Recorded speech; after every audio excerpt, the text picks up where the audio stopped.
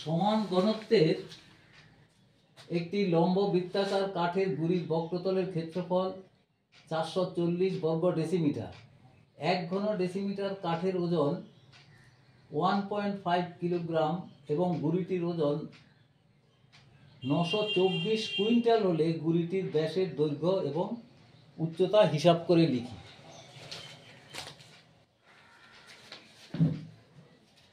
তো আমরা প্রথমে ধরি কাঠের গুড়ির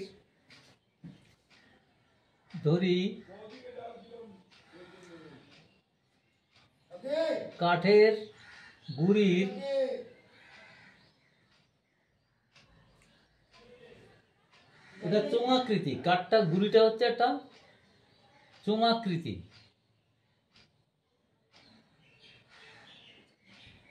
ব্যাসার্ধ হচ্ছে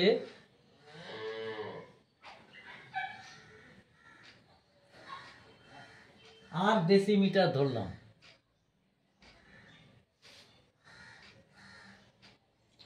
এরপরে উচ্চতা 8 ডেসিমিটার, দুটোই আমাদের নির্ণয় করতে হবে।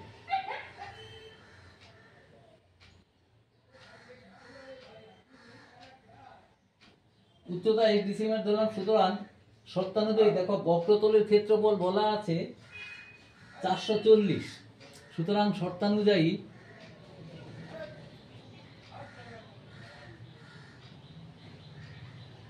শর্তানুযায়ী 2 পাই আর এইচ বক্রতলের ক্ষেত্রফল ইকুয়াল টু হচ্ছে 440। 1 নম্বর সমীকরণ। আবার আয়তন দেখো, আমরা যদি ধরি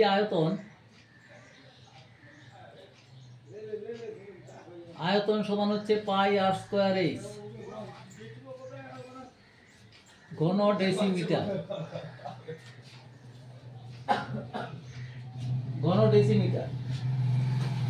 তাহলে ওজনটা কত হবে? 1 ঘন ডেসিমিটার ওজন 1.5 কেজি। তাহলে ওজন pi R square H into 1.5 KG. 1 KG, যেহেতু 1 কেজির ওজন 1 ঘন ডেসিমিটারের ওজন 1 ঘন ডেসিমিটারের ওজন হচ্ছে 1.5 কেজি। সুতরাং আরেকটা শর্তানুযায়ী আমরা লিখতে পারি পাই আর স্কয়ার এইচ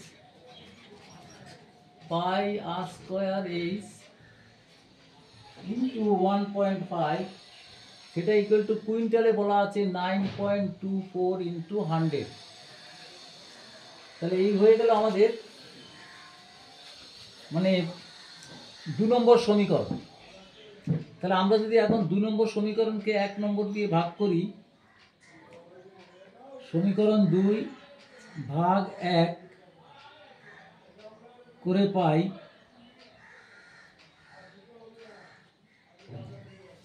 তাহলে কত লিখবো?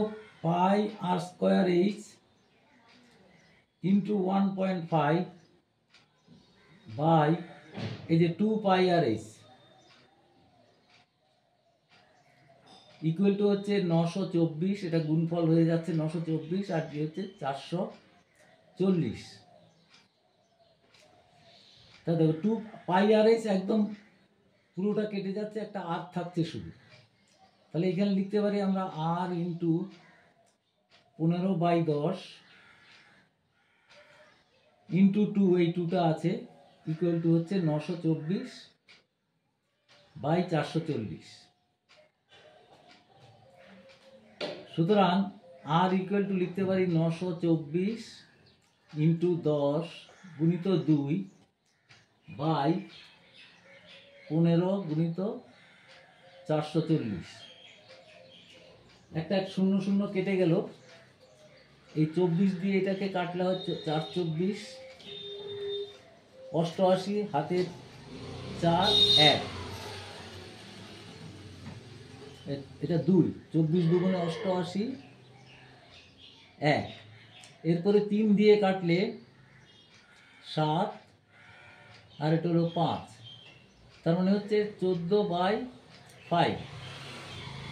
এটা হচ্ছে আর ইকুয়াল টু হচ্ছে 2.8 ডেসিমিটার। সুতরাং ব্যাস হবে 2.8 ইন্টু 2 সমান হচ্ছে 5.6 ডেসিমিটার।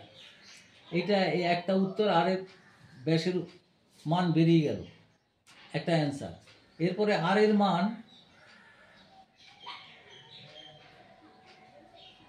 এক সমীকরণে বসিয়ে পাই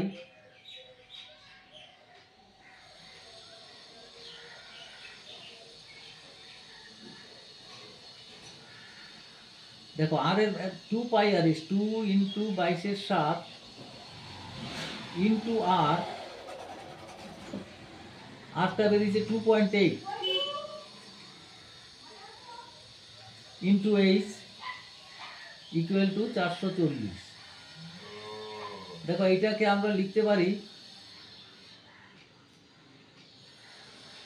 এইচ ইকুয়াল টু, যদি আমরা লিখি 440 গুণিত 7 বাই 2 গুণিত 22 গুণিত 28 ইন্টু উপরে একটা 10 লাগবে, তাহলে এটা হচ্ছে 4।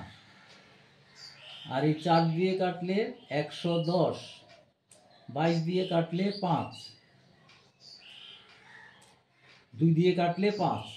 তো সুতরাং এইচ ইকুয়াল টু হচ্ছে 25 ডেসিমিটার। এই আরেকটা উত্তর বেরিয়ে গেল, এই দুটো উত্তর আমাদের বেরিয়ে গেল। এরপরে আসছে 14/4। 14/4-এ বলা আছে 1 সেন্টিমিটার 6 সেন্টিমিটার দৈর্ঘ্যের ব্যাসার্ধ বিশিষ্ট দুইটি নিরেট গোলককে গলিয়ে 1 সেন্টিমিটার পুরো ফাঁপা গোলকে পরিণত করা হলে নতুন গোলকটির বাইরের বক্রতলের ক্ষেত্রফল হিসাব করি। 1 সেন্টিমিটার পুরো, তাহলে আমরা প্রথমে যদি লিখি যে ধরি নতুন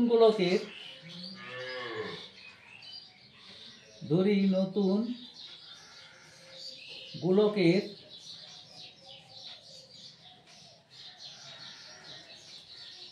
বাইরের দিকের ব্যাসার্ধ, সেটাকে আমরা বহির্ব্যাসার্ধ বলতে পারি। বহির্ব্যাসার্ধ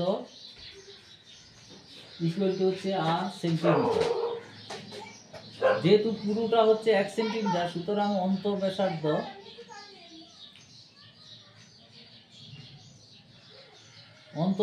হবে r-1 সেন্টিমিটার। তাহলে শর্তানুযায়ী এটার আয়তনটা কত হবে? শর্তানুযায়ী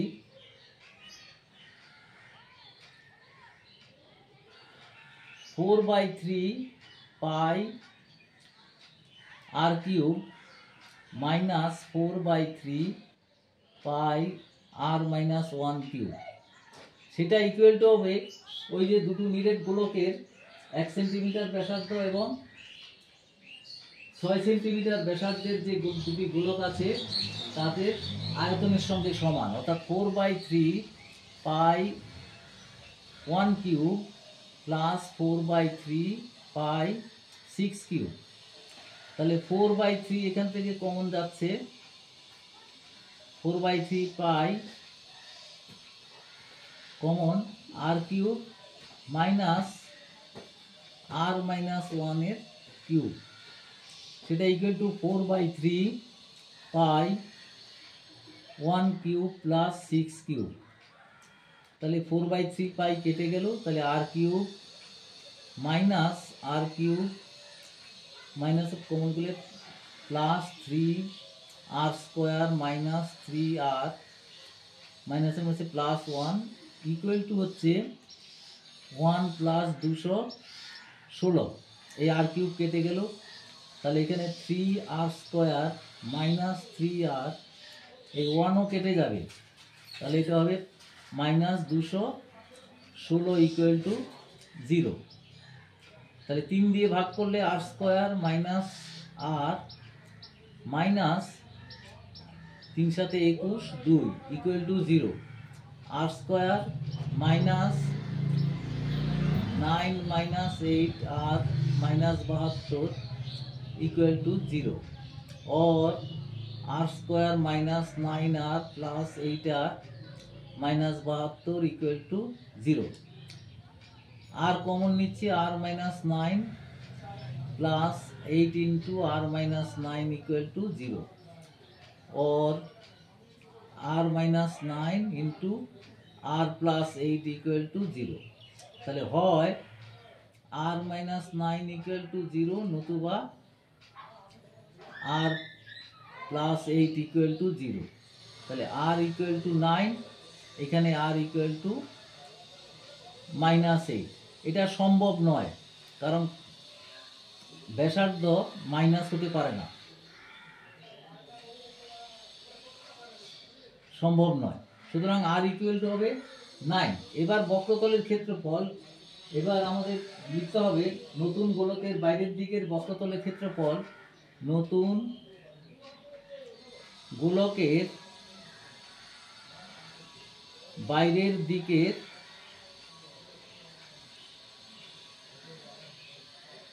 বক্রতলের ক্ষেত্রফল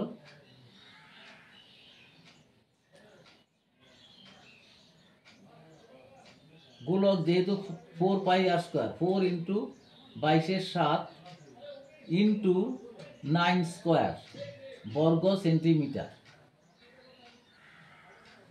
তো সেটা ইকুয়াল টু হবে 88 গুণিত 81/7 সেটা ইকুয়াল টু দাঁড়াচ্ছে গুণ করলে 7128/7 সমান 1 0 7 1 7 0 1 1 5 আর 1 58 7 8 56 2/7 বর্গ সেন্টিমিটার এই হয়ে গেল এটা উত্তর 1018 পূর্ণ 2/7 বর্গ সেন্টিমিটার।